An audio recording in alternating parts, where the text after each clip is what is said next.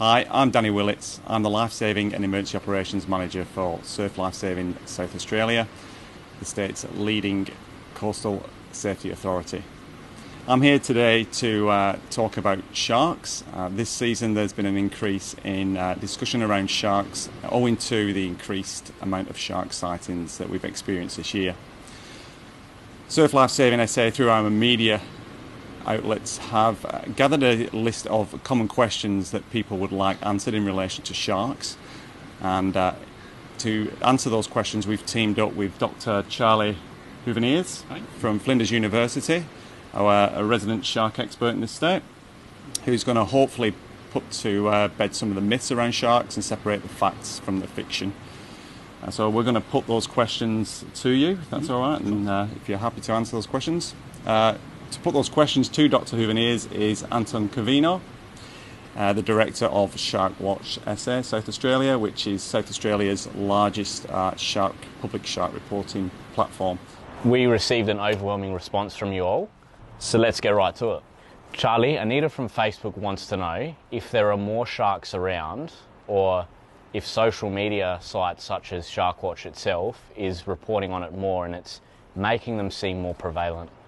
So there are three important aspects to number of sightings. The first one is that you can't really compare, you shouldn't compare number of sightings between a couple of years, and that's because that doesn't automatically reflect a trend, and what happens in 1 year can simply be a bit of a blip to a regular trend. The second is that number of sightings is heavily biased or influenced by how much effort is in the number of people watching or looking for sharks, and that can change between years. So, for example, even in 2020, it's likely that there were more people on the water because of COVID-19. With all the restrictions in place, there were less people interstate or overseas, and maybe more people on the water.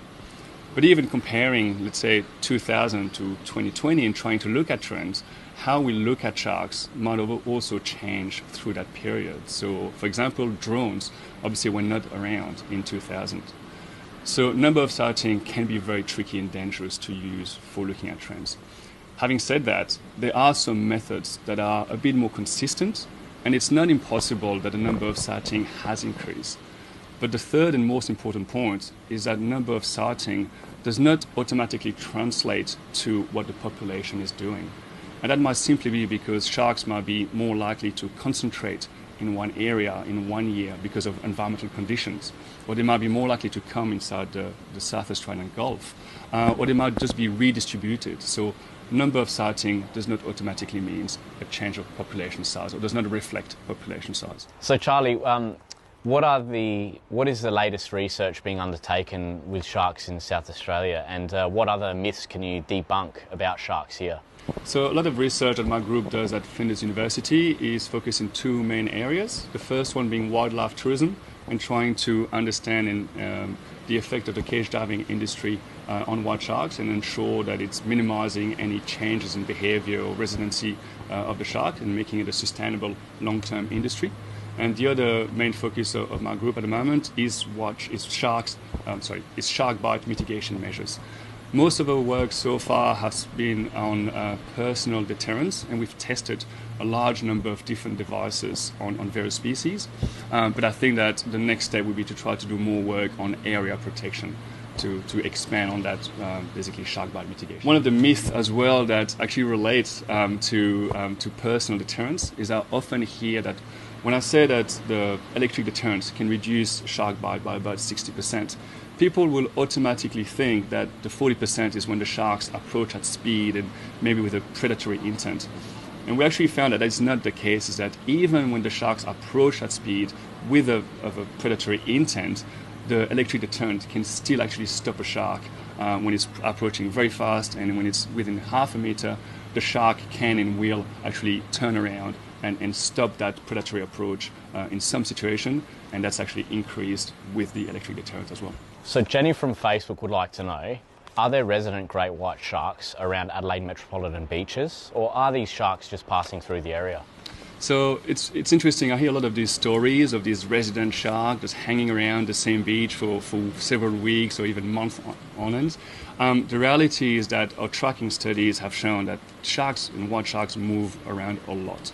And while it's not impossible for these white sharks to maybe be in a region or an area for a few days, maybe a couple of weeks, it's very unlikely for them to stay in that one spot for several weeks or several months. So Billy from Facebook would like to know, how many species of shark do we have here in South Australia? And also, what are their preferred diets? And what ones are migratory and which ones are around all times of the year? Yeah, it's an interesting question, and there's much more to sharks in South Australia than just white shark or bronze whalers. There's actually probably around 55 different species of sharks and about 16 different species of rays here in South Australia. You've got species like the Port Jackson sharks, the southern eagle ray or the southern filler ray. You even have species that are what we call endemic to South Australia, which means they cannot be found anywhere else in Australia, like the coastal stingery. And just here around the metropolitan region, there are some places where you can go snorkeling and reliably find like Port Jackson sharks under ledges and things like that. So there's much more than white sharks, and there's actually a huge diversity of sharks in South Australian waters. In terms of their diets or migration, it varies a lot depending on that species, and there's not a one answer for all, and that's because it's so much diversity that across those 55 species, some species may be staying around one area most of the year, other species will be moving around a lot. So for example, bronzies or bronze whalers or white sharks are much more migratory. You're more likely to be seeing them around the Gulf during the early summer period. Port Jackson sharks, you can actually find them all year round, and this seems to really be very selective into the same area. And there's this one little, few individuals of Port Jackson shark that we've tagged that we keep seeing around that exact same rock over and over again, which is really cool. Danny, the next one's probably for you. What does a South Australian do if he or she encounters a shark in South Australian waters? So obviously if you're out in the water recreating, swimming, kayaking, and you see a shark, then you should calmly start making your way back to shore or to shallower water. Obviously if you're with someone or you're accompanied, you should let that person or those people know as well as of the danger, so that you can alert them to the danger and also they could assist you. If you're alone in the water, then you should attempt to alert someone on shore who can then obviously pass the message on and get emergency services assistance to you. If you're a member of the public walking along the beach and you spot a shark, then we ask that you notify SAPOL, and if there is lifesavers present on the beach, then you also alert them as well, so that we can deploy the correct resources to go and assist that person. So Sarah from Facebook would like to know, is your chance of being in a shark attack lower than being in a car accident? And she's a regular surfer. She wants to know whether wearing a repellent or wearing a specific wetsuit will also prevent her from being attacked by a shark, or is less likely to be attacked by a shark. I hear a lot of this comparison in terms of risk, and an example that I hear a lot is that you're more likely to die from having a coconut fall on your head than from a shark bite. And whilst that might be true if you live in the tropics, if you're an abalone diver in South Australia that's never been to the tropics, obviously you're more likely to be bitten by a shark than having a coconut fall on your head. So whilst the risk of being bitten by a shark is obviously very, very small, the more time you spend on or in the water, the more that risk is going to increase. And that's why it's important for people that do spend a lot of time on the water or in the water to be aware of the different mitigation measures that are available and what can be done to try to reduce those risks. So for example, we've tested a range of personal shark deterrents, and I've shown that electric personal deterrent can reduce the risk of a shark bite by about 60%. What we've also tested is a new material incorporated in neoprene that can reduce the risk of injuries. So in case of a personal deterrent not working, or if the person is not wearing any personal deterrents, if you get bitten, that material can reduce the type of injuries or the blood loss resulting from a shark bite, providing more time for the emergency services to come to the victim and try to help that victim. So Michelle has also written into Facebook. She wants to know if there's a nursery for great white sharks in South Australia. What we know about the nursery for the East Coast population of white sharks, we're less sure about the nursery for the white sharks in South Australia or in Western Australia. We do know that there are a few places when you can find juveniles or neonates, like the head of the bite, the Coorong, and to some extent here inside the South Australian Gulf. but we can less reliably find these juveniles here in the southwest population compared to some of the areas on the east coast where we know that we can reliably find juveniles, like around Coffs Harbour or even around Hawke's Nest or the Port Stephens region. Tina from Instagram would like to know about sharks when they come in closer to shore. Do they prefer choppy conditions or do they prefer calm and glassy conditions? They actually don't mind really, and if you're a diver and if you dive in sometimes rough weather, you'll find that underwater it can actually be quite nice. So for a white shark or for sharks, whether it's calm or whether it's rough, doesn't make that much of a difference. You're obviously more likely to see a shark in calm conditions, but it doesn't mean that they're not around in rough conditions too. Danny, this one's for you. Should swimmers be deterred from swimming, and what is Surf Lifesaving South Australia doing to prevent the risk of shark attacks here in South Australia? So my message is that South Australians shouldn't be deterred from going to the beach and swimming in the ocean. Despite the fact that our shark sightings appear to be up this season, the fact remains that in South Australia, metro beaches, we've not seen a fatal attack for over 15 years. So I think it's still reasonable, although we shouldn't be blasé about the risks in the water, I think it's reasonably safe to say that you can continue to use the ocean and enjoy it, and it's a safe place to be. To ensure that the water is safe for our users, Surf Lifesaving South Australia proactively surveils the water from October through till April. We deploy several assets such as a Westpac rescue helicopter, a fleet of drones and other marine assets to make sure that those in the water are safe and can enjoy it. If we do spot a shark, obviously we would alert the public via the use of a siren, whether that be from the helicopter or from a drone. And then we also deploy life-saving equipment and assets to coax the shark from the area back out to sea, while simultaneously deploying rescue assets to pull anyone in the water back to safety. All right, Charlie, so one from me now. Obviously, sharks play a big part of our role between October to April when we're patrolling, and obviously outside the season as well. We'd like to move forward in this space quite a lot as well and make sure that the data we are obtaining is correct and reliable.